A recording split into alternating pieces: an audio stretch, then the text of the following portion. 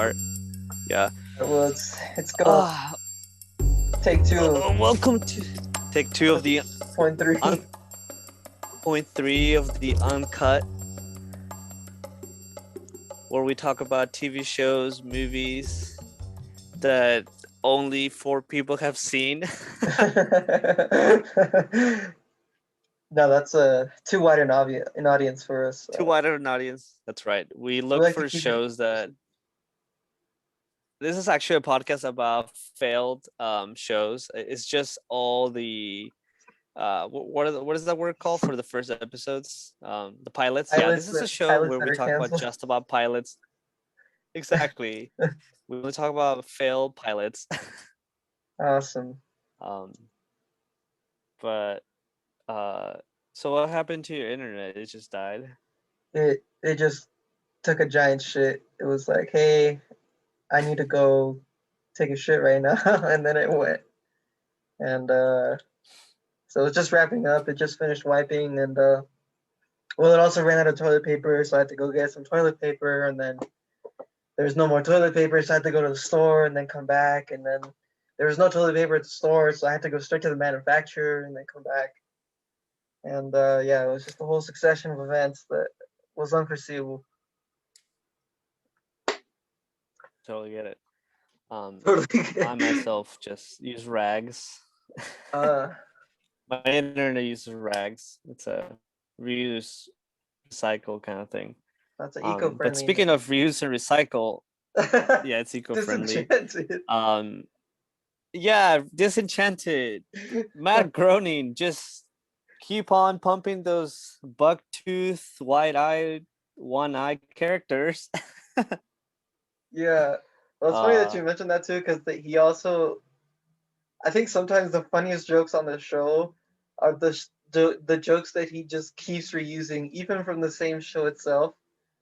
Like he has one of the gags where whenever he needs a joke, he'll just involve one of the elves because all the elves have the name mhm. of whatever it is that they do. And so when he just Oh yeah. shoehorns in a joke like that, I laugh almost not because of the joke itself, but because of the audacity to keep milking that joke. What? Like this motherfucker is Oh still man. using that joke. Like in this season, there's a part. Did you watch all the of the latest season? Yeah, so just to recap, so Disenchanted is basically the baby between Simpsons and Game of Thrones, created by Matt Groening, right? Matt Groening, yeah, who created The Simpsons and Futurama. Um, before the internet died on us, you were saying that he was meaning to make the show for a long time, right? Yeah. Oh, don't quote me on that, but I just remember. I feel like I saw that somewhere. Okay, Uh, I mean, it's if you saw it, then it must be on Wikipedia now it because that's how must be Wikipedia acts. Yeah, right. but yeah, so the show is about this Princess Bean, played by Abbi Jacobson from Broad City, and it also stars Eric Andre from your Eric Andre show and stuff like that, and it has a bunch of other characters who have voice characters on Futurama or Simpsons, and this show is so good. Like it's there's so many twists and turns. There's 3 seasons so far. Um, I got into it because Game of Thrones was such a disappointment, and everybody, like all these streaming services, started pouring money into pilots about elves, dragons, just trying to milk the last of it. And the last thing I thought would happen was that Netflix gonna just give Matt Groening billions of dollars to make a Billions cartoon of dollars. that that like plays a buck-toothed girl that kind of looks like Daenerys Targaryen with Eric Andre as a demon cat with Nat Faxon who voices Bender as an elf. just wandering through like this world that he creates, just drinking, doing psychedelic drugs, getting into trouble.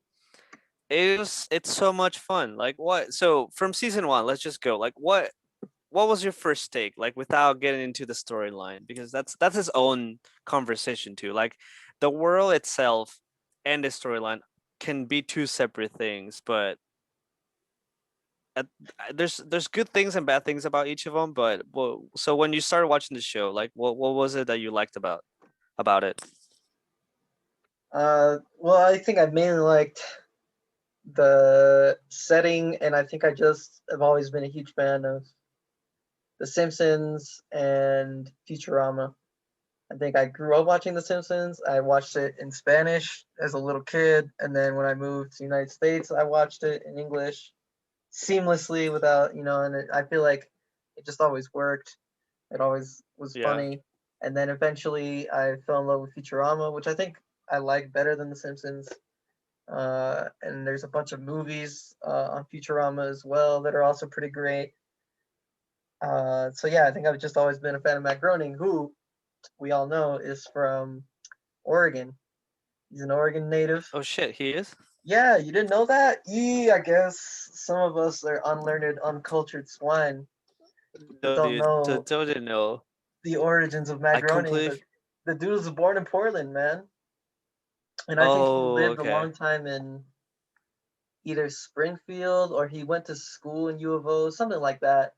Because that's part of the reason why the Simpsons city or town is called Springfield, because he lived near Yeah. the area at some point.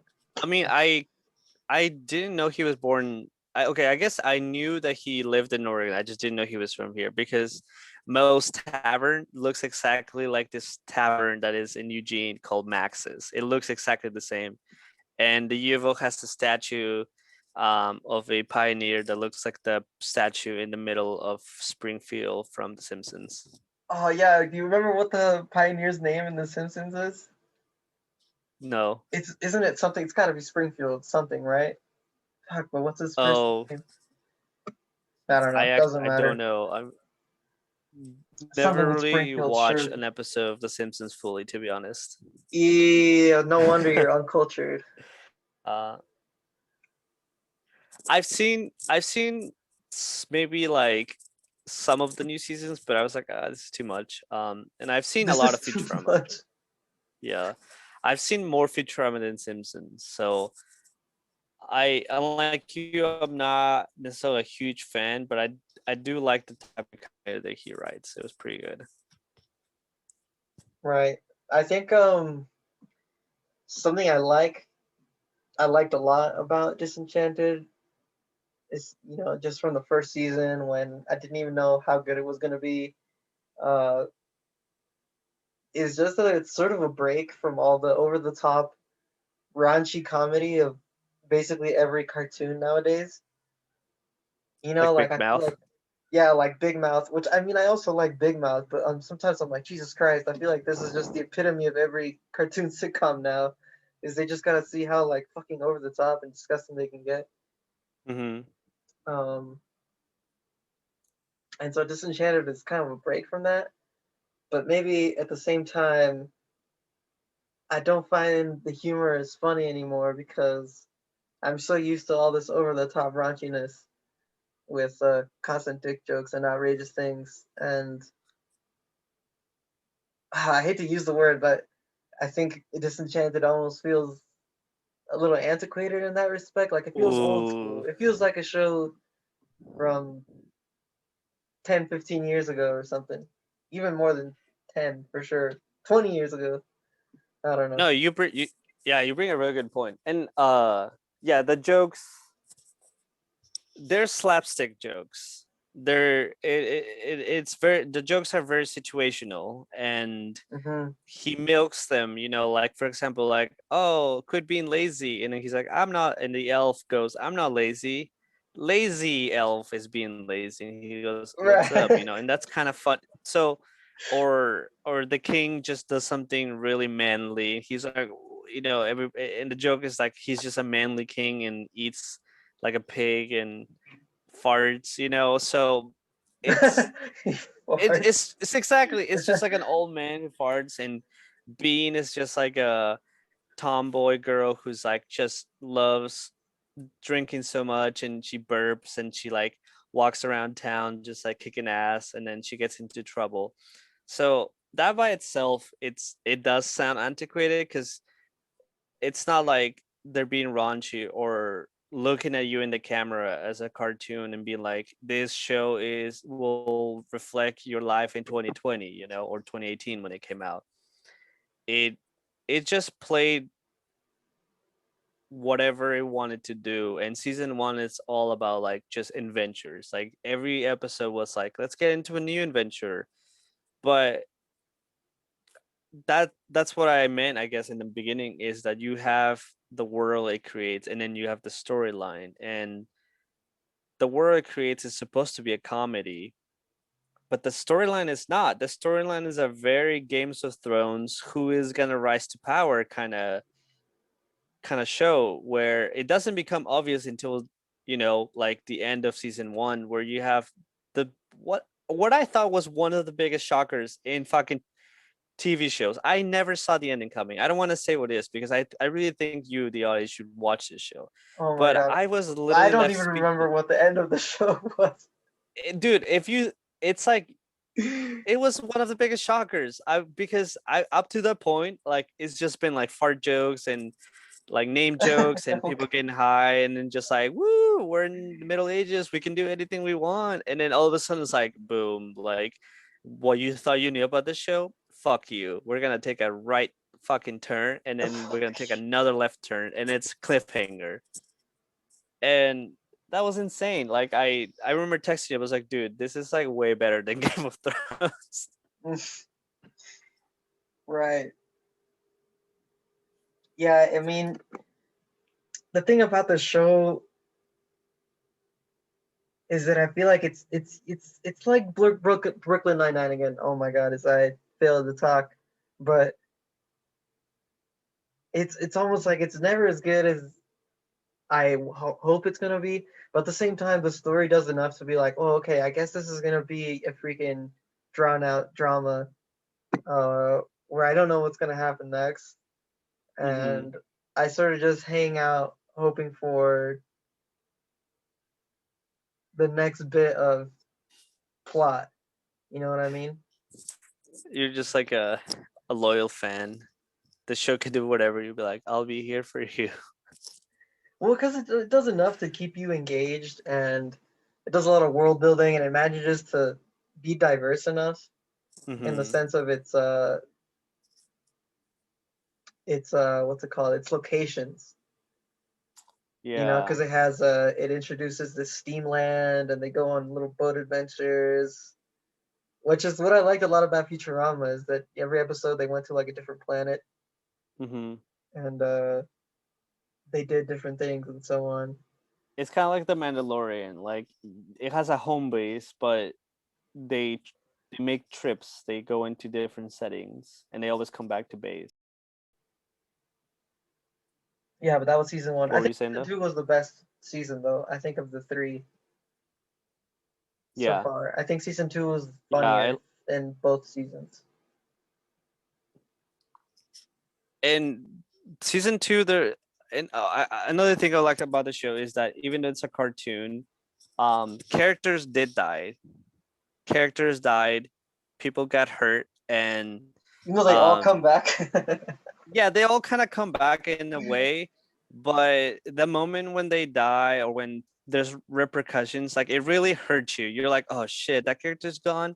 But then it comes back in a slapsticky way, and you're like, oh, okay, whatever, fuck you. But still, in that moment itself, you're like, oh, this is amazing. But just piggyback and we said, yeah, season two continues to show more twists and turns, more people rising to power, more characters being introduced, and like you mentioned, a new world is introduced, Steamland. So I thought that was pretty interesting that we are in this world is the Middle Ages, and there's magic, and then all of a sudden a gun is introduced, and then and then everybody's like, what is this magic stick? My boomstick. My boomstick.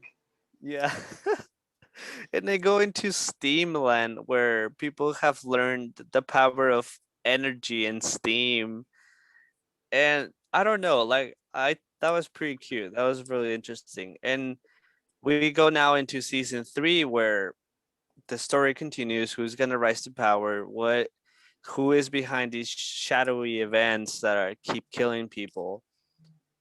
And the story in season 3 kind of dies off, or speeds up too fast for me. I don't know. What do you think about season 3? Um, I just thought it didn't have enough humor. Like I liked a lot of the development of the story. Her going to Steamland, and now she's got to take care of the kingdom because her dad's freaking going crazy from being buried alive. And I liked all that stuff. I just wish, I don't know, it had more jokes. It seems like it's sparse for jokes at times. Like I guess too dramatic. Uh, no, not even because I mean, even if it's the most dramatic points of Disenchantment, it's still like a cartoon with a Eric Andre voiced demon and a little elfo and uh and all that jazz. I suppose I just wish it had a little bit more humor. Hmm. They seem like spaced out at times, the jokes, and a lot of them don't land. Like they do the thing where the joke is supposed to happen, and then I go, oh well, there's no laugh track here, so there's just gonna be awkward silence in my home as I watch this. You know? Yeah. Uh I would, yeah, I kind of agree with that.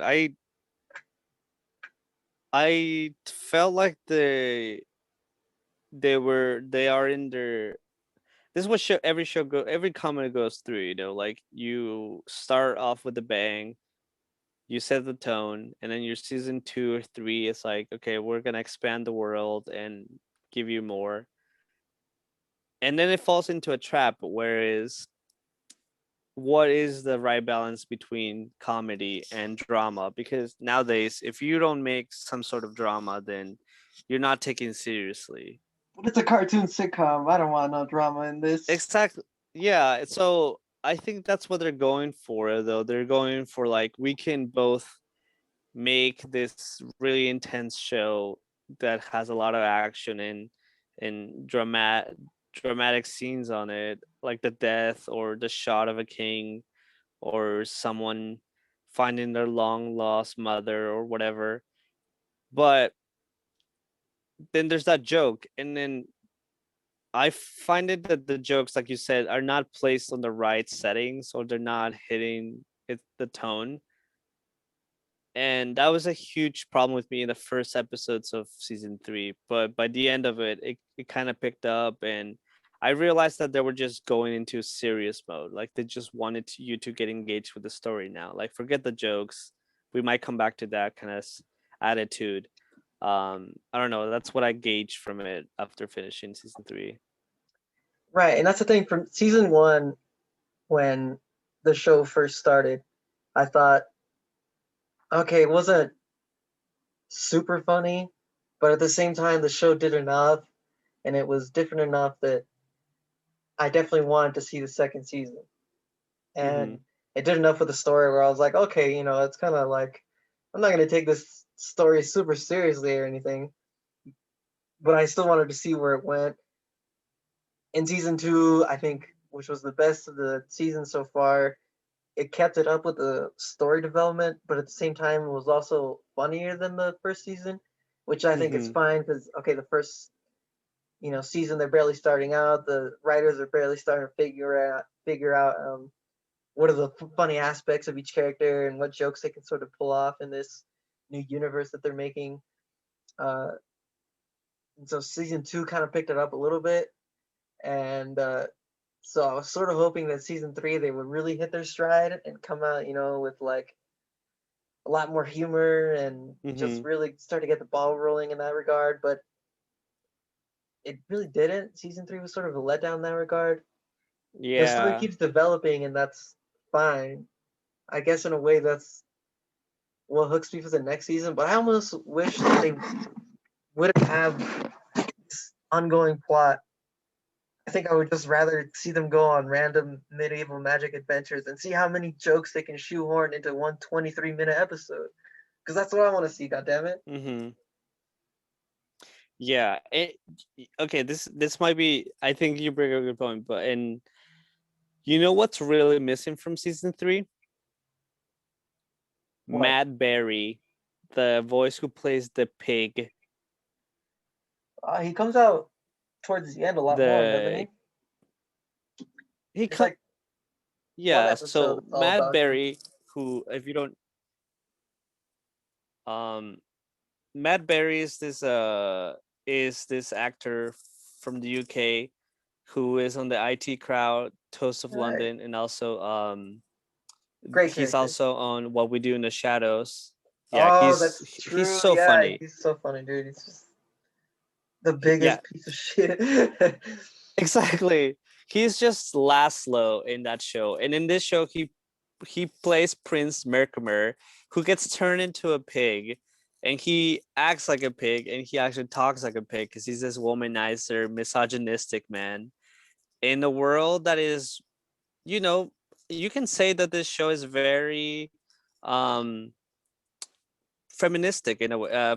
It's pro feminism, like because the main character is a female and she's a badass, and she lives in the world where it's medieval. You so like men are disgusting and ugly, but not in your face. This is not like a show that's pushing feminists in your face. It's just it's 2020, so we have to talk about that, like how much empowerment that character has, but it has a balance.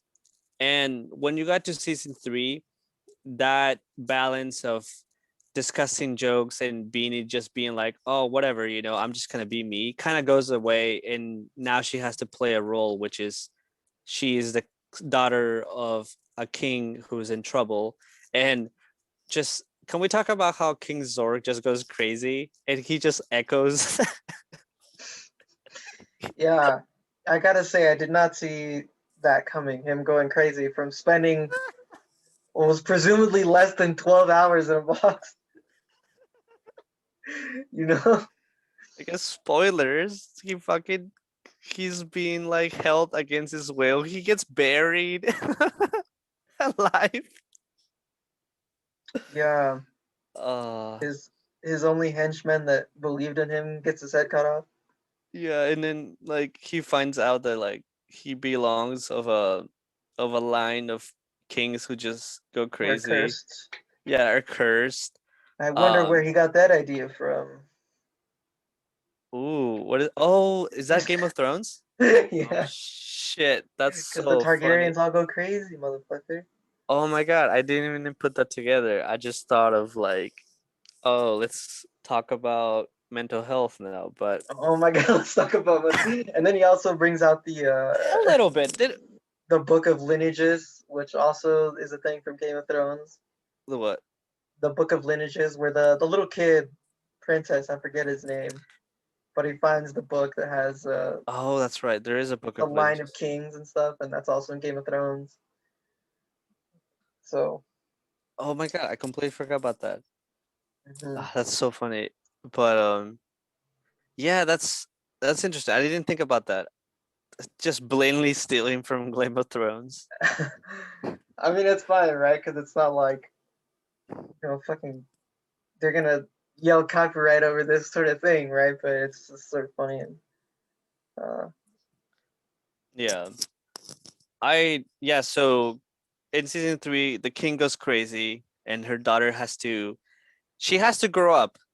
I think that's what's happening here. Like the storyline is that shenanigan time is over. Stop drinking, stop doing drugs, although she does a little bit of drugs, but just grow up and take care of your dad and take care of the kingdom. That's what's going on. And I think the writers just focused too much on that they kind of like forgot to include those funny characters like the pig and the elves and just small other characters that appear, yeah, which even I'm Eric gonna Andre's character, the demon Lucy, yeah, I feel like he was not as present in this season, no, he and he's barely like one showed of the up. funniest characters. Yeah, right, like that's I think it's on purpose. They just really took these characters out. And before we continue, let's let's just recap on the offshoot characters. Which one is your favorite? Because there's so many characters that just like fucking make me laugh so hard. And I wonder like how the fuck did you think about this? Okay, so obviously Elfo, Beanie, and Lucy don't count, right? Yeah, no, they don't count. They're the main three characters. Right. I think I like damn it, I forgot his name, but he's played by Richard Ayoade, or I don't know how you say his goddamn name, but he's Okay. the CEO business tycoon of Steamland. Just because I Oh, like that voice actor. yeah, Who's not he's only a on the voice actor, he also appears in IT Crowd, John. yeah, he's the IT crowd. Yeah, he's really funny. He does the what's that NBC show where like a CEO pretends to be a worker? Undercover Boss? Yeah, that's an undercover boss scene that they do. Oh, it really is. Oh, I guess Yeah. so. God damn it. I didn't even consider that. Undercover Boss. That's very true. Yeah. Um yeah, he was really funny. My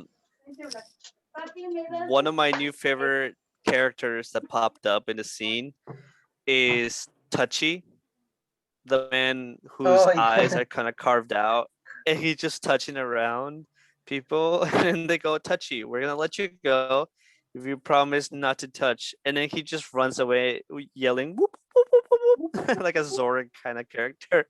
Uh-huh. And And he gives really good my emotional other advice. favorite Like, character, he touches that one guy and he goes, "You armor yourself by hiding behind a wall of sarcasm," or something like that, and then fucking runs yeah, away.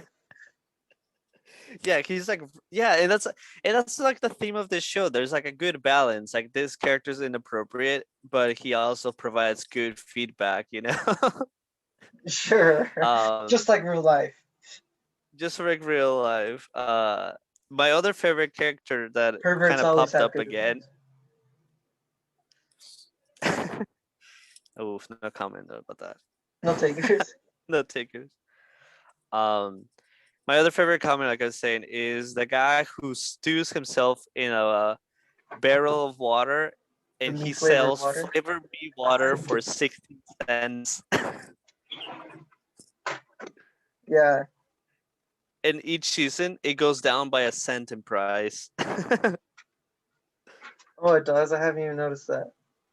Like, because it started with 15, 16 cents, and now it's 14 cents on season 3. Dang, I had not noticed that. Yeah, and then Beanie asked her, like, has anybody bought a cup of your flavored water, your you flavored water? And then he goes, 13 cents? Oh, Like, it's yeah, he going just down in drops the price price. again. Yeah, he's adjusting for inflation at the same time. Mm. Yeah. I think I like Um. the maid character, the fat maid character, because she always, Oh yeah. whenever she appears, it's like a sure joke almost. Bunty, still adorably dim, I see. Dim as the day's long, Your Majesty. I think I almost always laugh when that character appears, just because the stuff she says is always like so funny. It's like dry humor because she has a big smile. Yeah, she always says it with like a happy sort of smile. Yeah, she'd be like, "Oh, T Beanie, drinking to death again." Uh-huh. Yeah. I'm going through IMDb. What's my other one? Oh, okay. This is not an offshoot. Okay, I guess it's an offshoot character, but I like the woman who hides in the walls that delivers messages. No, that's totally not true Eh, character. I'd count that. Or Yeah, okay, because I guess so. Like, side it's just character. so funny because it's like maybe one line, but those lines are hilarious. Like, Right. I think uh, yeah. I'm pulling for being able to see what her character looks like in season 4. Will it be revealed Ooh, who or what she is? I'm thinking she's just gonna be the maid. She just has two jobs. Like, it's gonna be something Something sad like like that. that.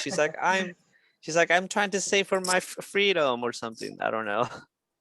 Mm, Yeah. that's probably a safe Um. bet. Okay, so we're gonna go into comparison time. Um. So there's another Netflix show called Paradise PD, if you don't remember. Um. Oh, That is a bunch of cops. That is disgusting show. it's a It's disgusting show. it's a really disgusting show where characters are outrageous. There's sex jokes, there's dick jokes, fat jokes, all jokes, like really, really bad jokes. And but that show has an amazing storyline as well. Oh, If really? I you, haven't seen any of yeah, it beyond like the first okay, 10 minutes of that episode. And then I wanted to cancel. exactly. So I watched this, so you don't have to, and I watched all of it, and it's the same thing. Like season one, just joke after joke. You're like, oh my god, this is so raunchy. It's a good show to watch while inebriated, or just While you're so bored inebriated.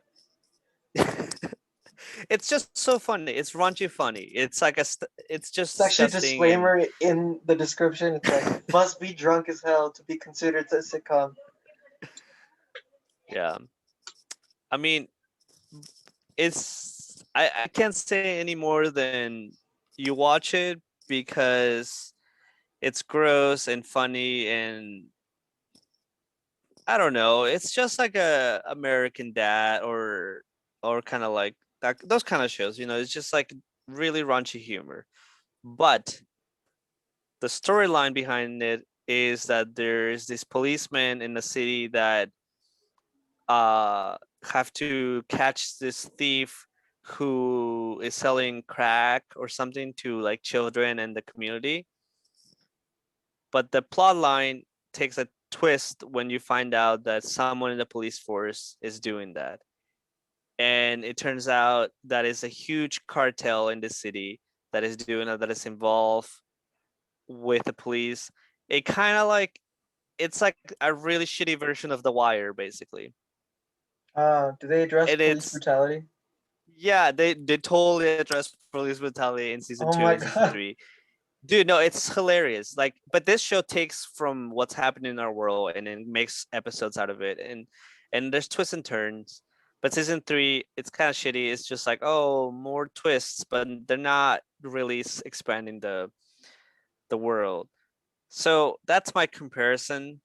Um, I'm just curious how Netflix decides to hire these people to make the shows, but I just noticed that most comedy in Netflix is less about the comedy, more about the storyline. So my question to you, do you think Matt Groening is being in a way pushed to write a show that could eventually pick up in Netflix during these times and become like an event where the end of Disenchantment is like a huge thing like advertised, and they'd be like, if you haven't seen the show, it's now time to watch it because season 5 is here and this will be the last season. Who will take the throne kind of show? Or do you think he's just making this and he wants to go into a different route and kind of be more dramatic and eventually go back to the jokes and this show will just die in Netflix? What do you think? I think the show is just gonna stay as it is, to be honest. I mean, I don't know. I think Netflix does a decent job of advertising it. I don't think they advertise it as much as Big Mouth, for example. I think just more people have seen Big Mouth. I think it has more viewership. I don't know about Paradise PD. How many people have seen that show?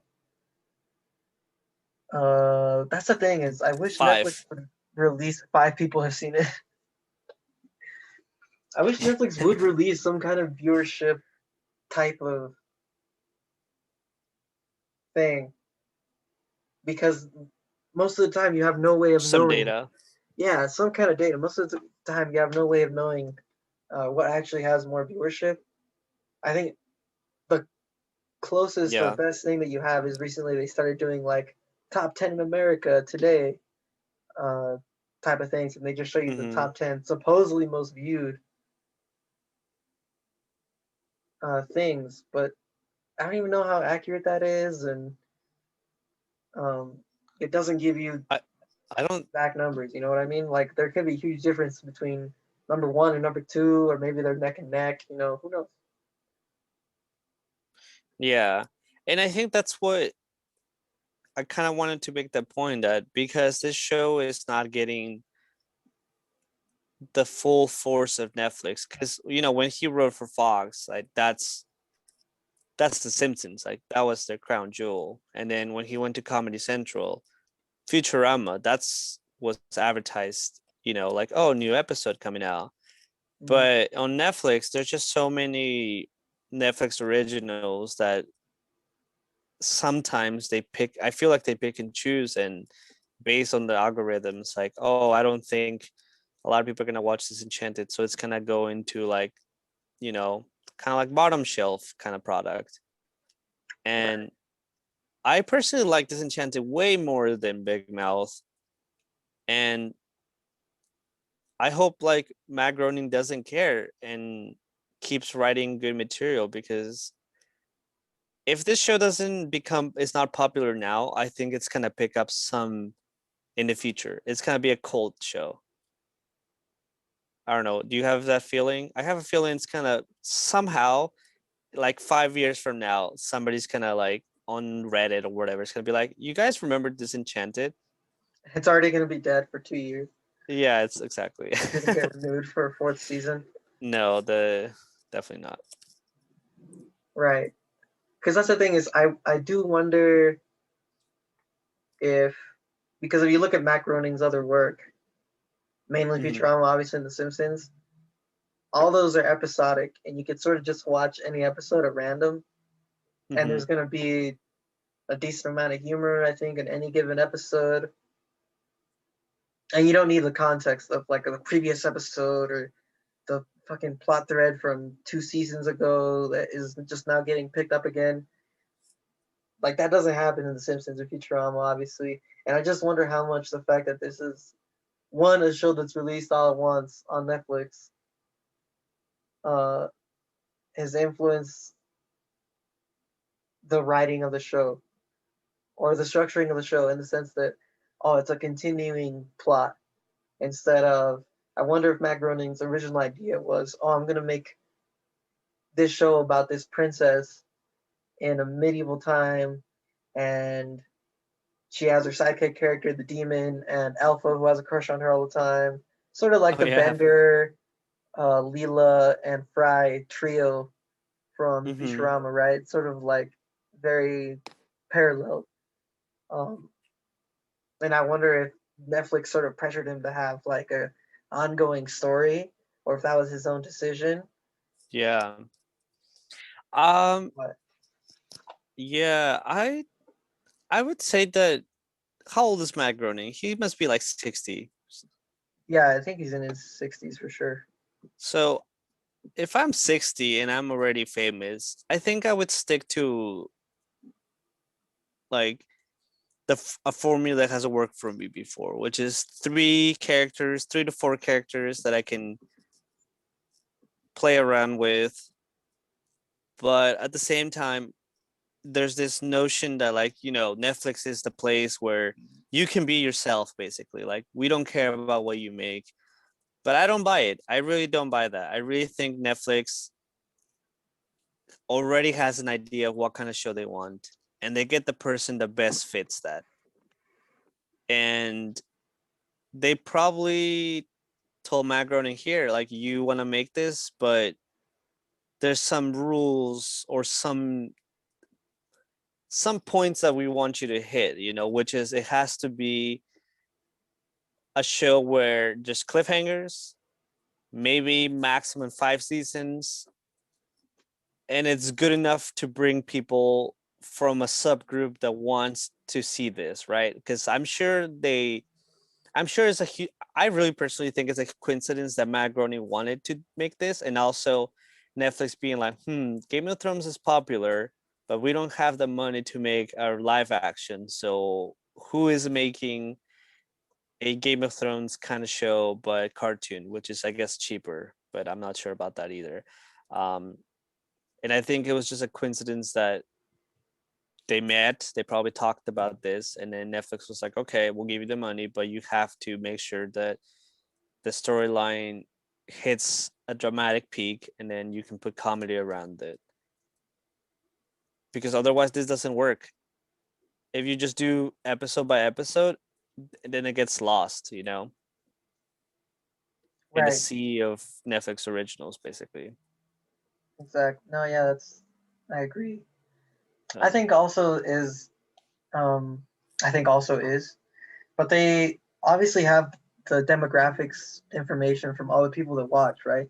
So they say, oh, we know that a bunch of people like Game of Thrones, and we have shows like The Witcher, and we have shows like Vikings, and we have a bunch of medieval shows, Marco Polo. I don't know. There's like a million now of medieval Netflix original shows on Netflix, and they also have a bunch of people that watch their cartoons, right? Like the Big Mouths, like their Paradise PDs, oh my god, probably a bunch of yeah. others that I can't think of. Well, okay, only like 3 people watch that one, sure. But anyway, so they have the information, right, for people and how many people watch those shows, right? And so they go, okay, well, here's Disenchanted. And if you look at a Venn diagram, in theory, you have a large amount of people who are interested in a cartoon that's funny and a medieval sort of theme, right? Mm-hmm. And so you think, okay, well, in this like overlapping sector Venn diagram thing, we'll get a lot of people that would want to watch this show. But at the same time, it's almost like they don't have a lot of faith in it because they don't seem to push it or advertise it that much. And I don't know No, what's up not with at that. all. Yeah, no, it's very weird, because if I was Matt Groening, I'd be like, yo, like, you're Netflix, just put this out there, make commercials. Super Bowl is coming up. Just make T Beanie drink a beer and be like, the Super Bowl. What just sell out for a bit. Sell out. Just, I mean, I don't Yeah, know. it's Like, Netflix. It's not like they're worried about selling out. They don't give two shits. exactly, just like make a commercial with T Beanie, because I really think T Beanie, her character is amazing. I think her character is so funny, and with Elfo and Eric Andre, you can almost put them in any situation. Like, they go to space, they just kind of find a way to like fuck shit up and then get high and drunk and think about life, and all of a sudden, like, they're fighting some alien. It worked. Those three characters just work anywhere. Futurama. Yeah, they work anywhere. I know. Ooh, speaking of, they did confirm on Wikipedia that Futurama and Disenchantment exists the same universe. Right. There's certain scenes that highlight things and family names that go down in line all the way to the year 3000. I don't know what year Futurama takes place, but they did confirm that those two shows are in the same universe, and there's overlapping characters. So what you're saying is they should build up to a crossover episode. Yes, I think if that doesn't do it, then I don't know what. Then that, at least that would tell me that Netflix is trying to get more viewers. It's like, hey, like, it would be cool if you did this. I don't know if Comedy Central has the rights to Futurama or Matt Groening does, but they should get on that. Just because this is my other problem with Disenchantment. It's just that it's lacking, now that we've seen what the storyline is going, and I'm sure there's gonna be another twist that's gonna make me like the show again, but it's kind of stagnating in a way, and that's kind of weird to say when I just described this show as really random and lots of twists and turns. But in a way, those twists and turns can only go so far without you going, wait, what the fuck was the point of that? Right. So they Well, really because need to. when you kill off characters in a sitcom that you can't kill off because it's a cartoon sitcom where they have to come back each week. You know what I mean? Even though that concept doesn't exist anymore. It's just like, why even do this long form plot? I mean, if they Exactly. really want to do a long form plot, I just don't see why they wouldn't just do a feature length version of Disenchanted. I mean, they did a bunch of movies about Futurama, and those are all great. Mm-hmm. Why not just do those instead of a series? Which I guess is just Mm. like a drawn out movie, in episodic form. I don't know, it's confusing. I want my sitcoms like they used to be when I was a kid. I know, and we just talked about how sitcoms are dying last week, so Right. we, we fucking suck, dude. Like, we'll never get a good TV show because we just demand so much. Like one moment we're like, yeah, give me more dragons. Another moment like, I fucking hate Game of Thrones. It's just we are just whiny fucking like No, this just turned into a self criticism of no, it's we're contemporary just so society. exactly we're just so whiny. We just can't enjoy things anymore. Like because if we were just complacent, then they could get away by showing us two blocks just talking and be like, oh, I guess that's good. But when they do show us amazing shows, we're like, well, that last episode kind of sucked, you know? And it's we'll never be happy. And Oh my god. we Yes. You'll never be we're, happy. we're Despair. getting we're Just kill getting yourself now. Have you seen the state of the world? Just end it. exactly. We're getting what Find the we cheapest deserve. rope you can and a flimsy stool and just get the job done. Why are Yeah, you gonna sit around waiting for coronavirus to get you when you can just take matters into your own hands? ah, man.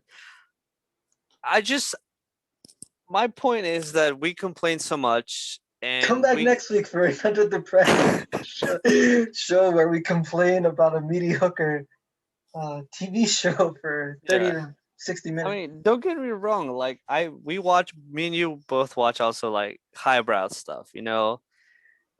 But Because we're educated and exactly, we're cultured. educated. We have college degrees, and we need a little. We need a little bit of entertainment. We need to think about. We need to like, huh? That episode makes me want to write an essay, but The but no. goal of So every exactly, show creator.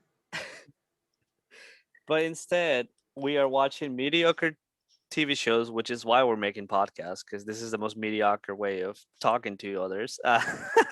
Right. No, just kidding.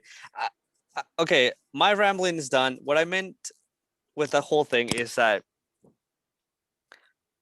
let's just see how this show ends. If this show continues for another 2 seasons, we'll still talk about it.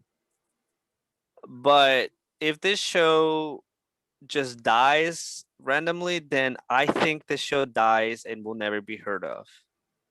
If this show has an ending with an actual conclusion and it makes you kind of nostalgic, like, oh man, like that was cool. Now I wonder what their lives is going to be after that giant epic battle or that giant epic ending scene. Then I'll be happy because then that makes me think that somehow in the future someone's going to be really bored in Netflix and kind of come across the show and then just watch it and be like, oh, it's only 5 seasons. And they're gonna watch it and they're gonna be like, wow, that was really good because of that nostalgic ending. And Right. and there are examples of those kind of shows. Like, we talked about Everybody Hates Chris. Like that show was not really watched when it came out, but if you watch the last episodes, it makes you feel you're like, oh damn, I'm really gonna miss these characters. Like they're growing up, they're going to college, and you kind of for a split second wonder like if they were real, like where are they now, Like Well, I Chris know Rock is a it's world famous comedian. I exactly. don't know what happened to his brother. Yeah, it's just dead, I guess. No. I think He got uh COVID. yeah, he got COVID.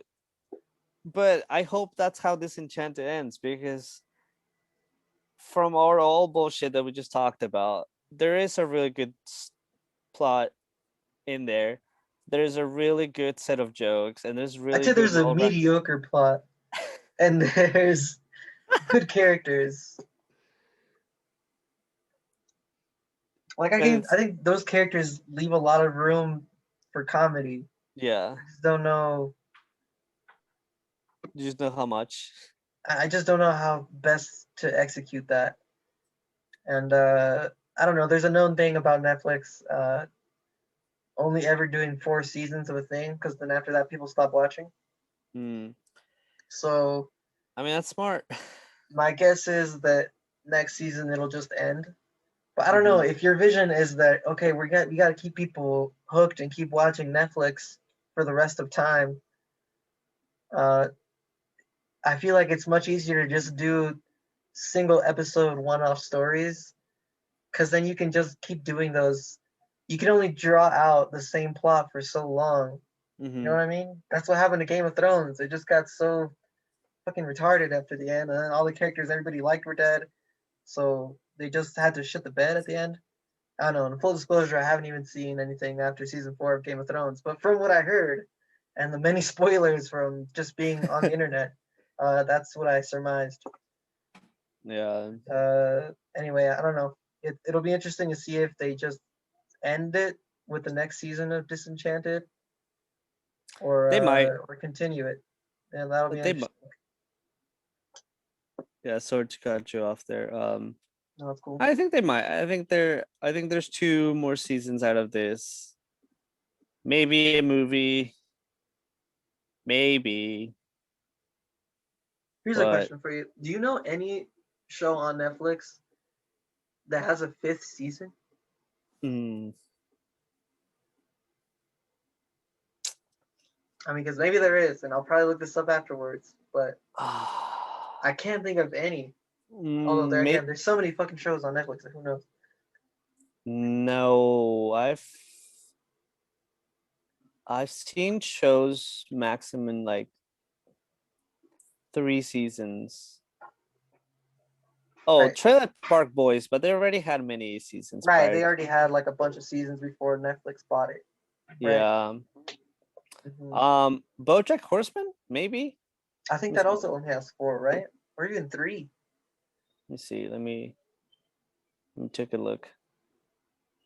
I'm just Oh, that's looking another for the. cartoon that we didn't mention. Oh, BoJack Horseman has 6 seasons. Oh shit! There we go. Okay, I'm proved wrong immediately.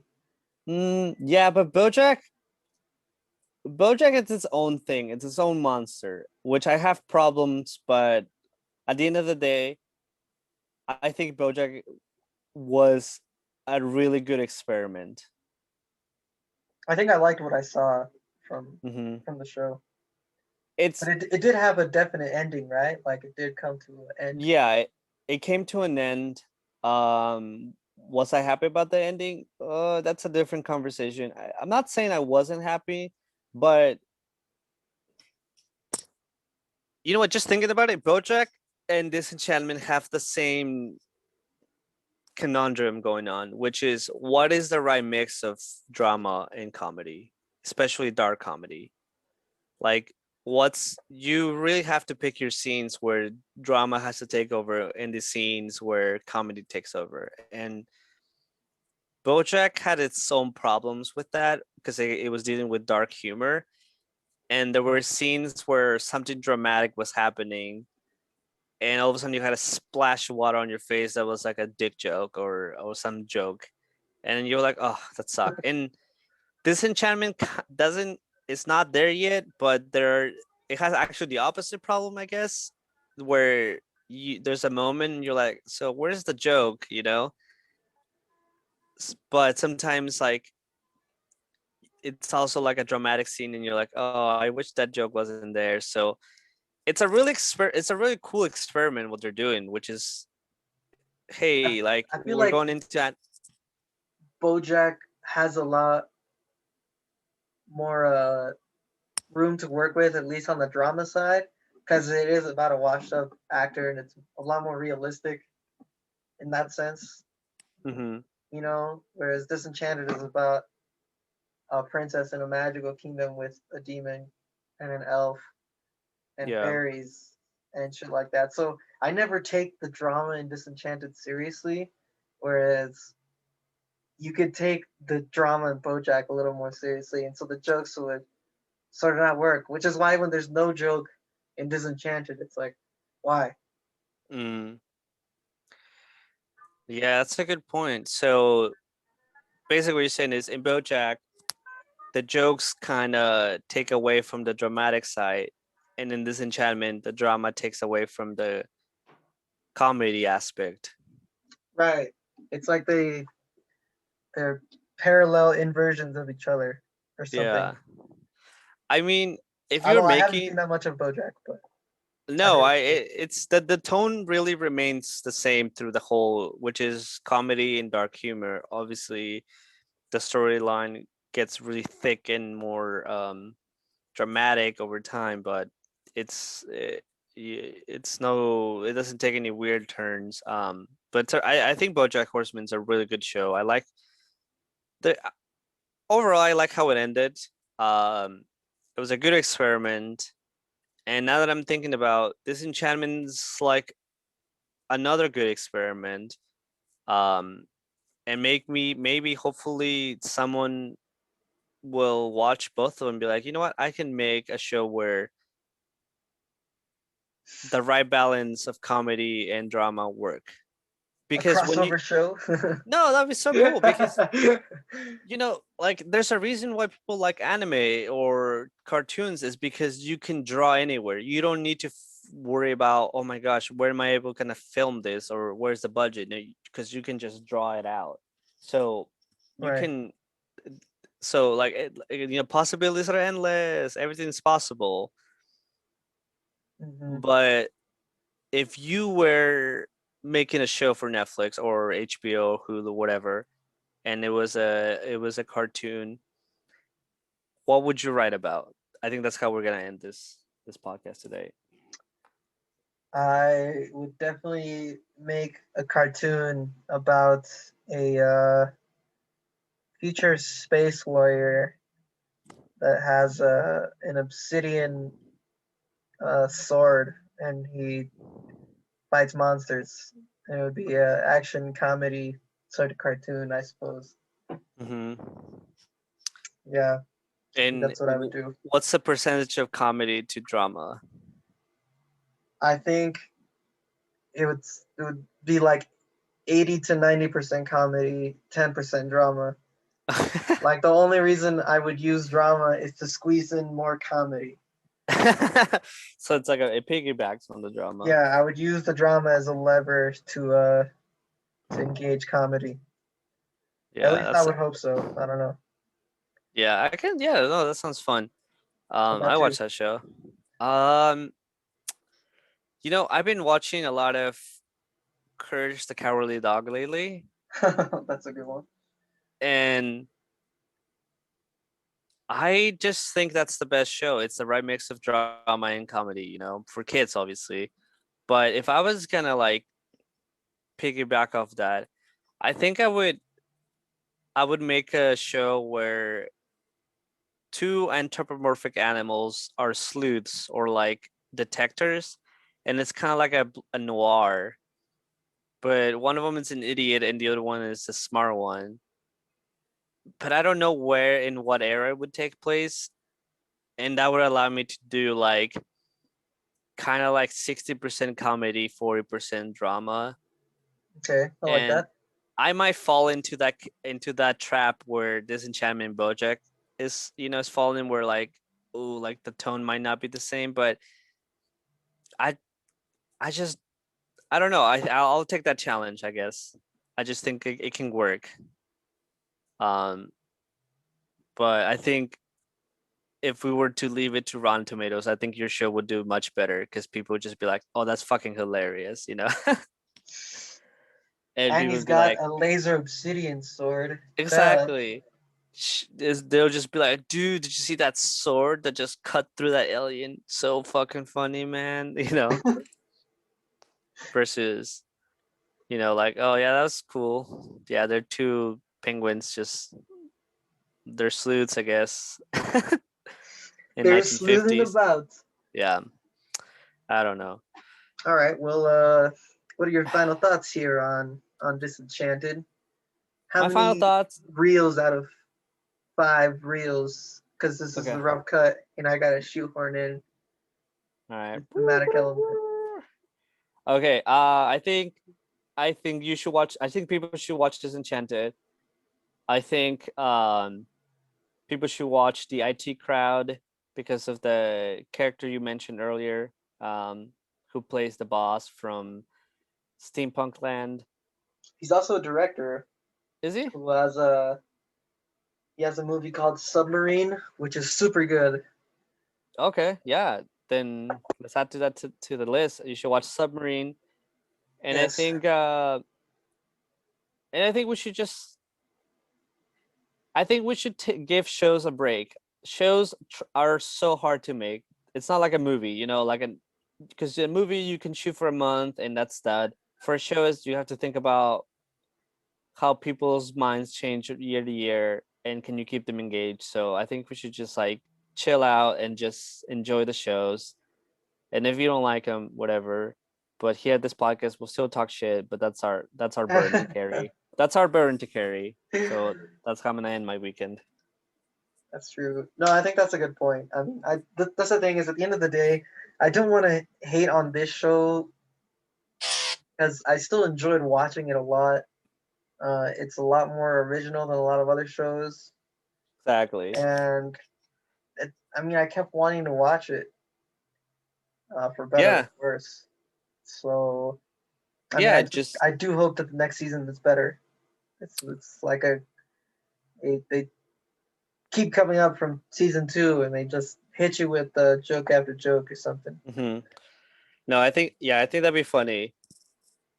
I mean, but at this point, I guess I don't care. But I hope T I Beanie. don't give a shit if the show I goes hope T trash. Beanie. I really hope T Beanie doesn't become the queen, because that way she goes back to her. Or if she becomes the queen, she somehow pulled away from the kingdom and has to do another set of adventures. Because I think once T Beanie becomes a queen, then this show is gonna get more serious than funny. Yeah, I think as long as they still have wacky adventures, Yeah. I think it'd be alright if she was a queen. Because it's not like she's gonna be queen that's like all of a sudden fucking dealing with Trades. trade disputes and stuff like that. Yeah. Um, Matt Groening just talks to Lucas. He's like, "How did you make the Phantom Menace?" how did you manage to make it so miserable for so many people? He's like, "Well, I never really wrote the good Star Wars movies, so." So you could say I never really tried. Yeah. But okay, so that's it for Disenchanted. What are we watching next week, John? Well, tonight I'm gonna watch definitely the most anticipated movie in my catalog, which is Judas and the Black Messiah. That it's gonna come out on HBO Max. So if you can't afford it, can't watch it. I guess. Just kidding. Hit us up for the password Yes. email. I'm looking forward to that. Let me just quickly pull up the who's in it. I should already had this up. Been like an amateur. I know. It's like this is my third time making a podcast. Who knew? So it's directed by Shaka King, who is best known for this really weird show or movie called Mulligans. I think that it's fine, but what makes this, it has Daniel Kaluuya from Get Out. It has Lakeith Stanfield from Sorry to Bother You and Knives Out and Atlanta. It has Jesse Plemons, who is Todd from Breaking Bad, just a psychopath basically. Um, and it has a bunch The actual of actor, other- not the character. He's Oh, yeah. The actual actor, yeah, not the character. Todd just appears into this movie. And it's like really good soundtrack. It's about Fred Hampton, which was the chairman of the Illinois Black Party. The trailer looks amazing. The characters look good. I've already heard a bunch of podcasts interviewing the people, and then they said they had so much fun. So that's the key. When the actors say they had fun, that makes me want to watch a show. I don't care if it's insightful. I just wanted them to act the best they can. I want them to really embody the characters and just have fun. And I think I'm gonna enjoy this movie. What about you? Yeah. I mean, I don't know a whole lot about it, but I know there's Black Panther stuff involved, and it looks like a good cast. So Yeah. I'll watch it, and What about we'll let you know next week what's up. Yeah. What about you? Do you have another movie we're gonna tackle that you want to tackle next week or the week after?